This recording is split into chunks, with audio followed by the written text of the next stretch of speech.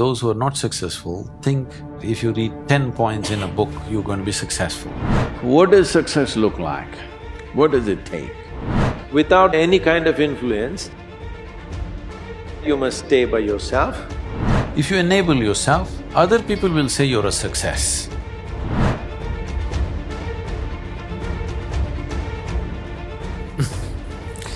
If there were tips for success, everybody would have been successful. There are no tips for success. Hands on, you got to do a million things. Only those who are not so successful or those who are not successful think somewhere if you read 10 points in a book, you're going to be successful. Those who are successful, they know, they stand on their head and do circus on a daily basis, okay? Only in the parties they stand up straight, rest of the time they are on their head, okay? We need to understand this. If you want to be successful, don't seek success. What you seek is competence. If you enable yourself and if you do something well, other people will say you're a success. If you think I'm a success, it's foolish, isn't it?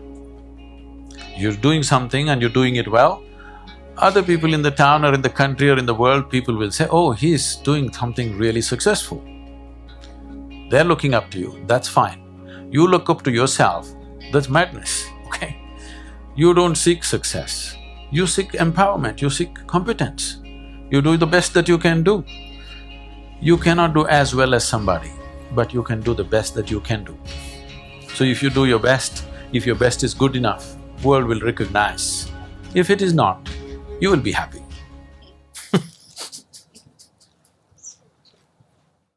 So, what does success look like?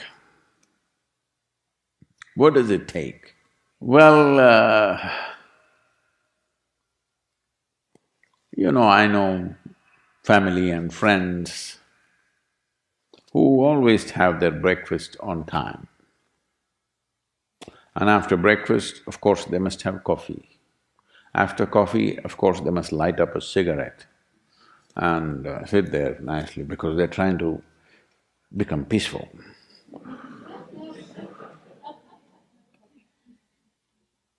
And then they will go to work, come back home exactly on time for lunch, eat lunch, rest for 1 or 2 hours, sleep, then evening have one tea and then smoke, and then again go to work. And 8 o'clock, 8:30, they're back home for dinner and then maybe other things, drink and this and that and whatever. But those who have been very successful, either in music, sport, art, business, spiritual process, doesn't matter what, those people never know when they ate, when they slept, when they got afternoon rest. I've not seen such a thing in my life.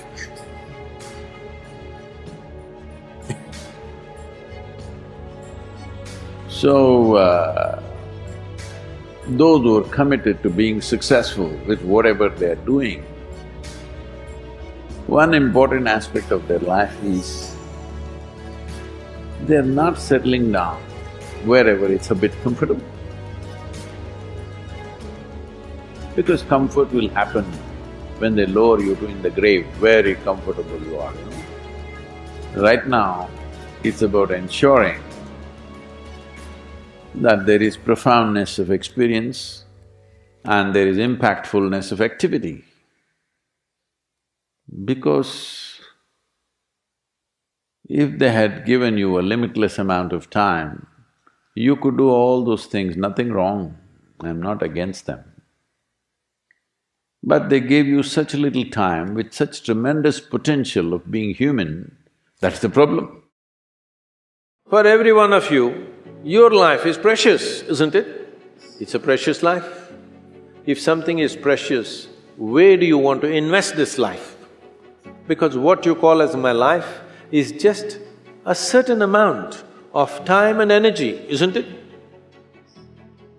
Yes? As you sit here, your life is ticking away or no? What is ticking away is not time, what is ticking away is your life. Yes or no? So this energy that you call as my life, How are you going to invest it? Because it's going to if you're doing something truly worthwhile, it gets over before you know what happened. Only if you're doing something worthless, it feels like a long life. Have you noticed this? On a particular day when you're very happy, 24 hours, poof, it went off like that, like a moment. You're miserable, 24 hours feels like 10 years.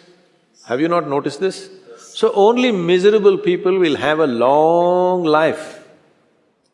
Joyful people, life goes